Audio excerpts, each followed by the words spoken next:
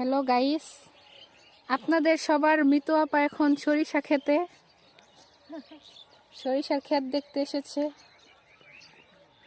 এই সরিষা ক্ষেত আর ওই ভুট্টা ক্ষেত, এগুলো আমার শ্বশুর বাবা লাগাইছে। আবার একটা সময় আমরা আসছি যে সময় ভুট্টাটা হয় নাই, এখনো ভুট্টা পরিপাক হয় নাই, নইলে আদিবার আম্মুর বাসায় তারপরে কে ভাবে জোর নিয়ে যেতে পারতাম।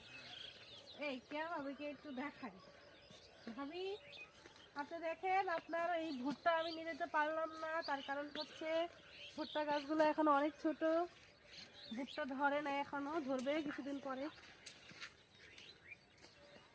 আর আর কয়দিন পরে আসলেন পাইতাম, এখন তো ছোট একটাও ধরে না।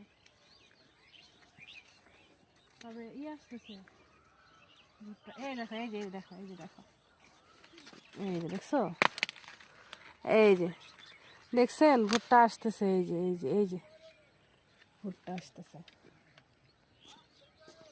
অনেক সুন্দর হয়েছে তো গাছগুলা, এই জন্য তো বাবা বললো যে অনেক সুন্দর ভুট্টা হয়েছে। এই পাশে দেখাও, এই পাশে ভিউটা দেখাও, আমি এখানে চাই।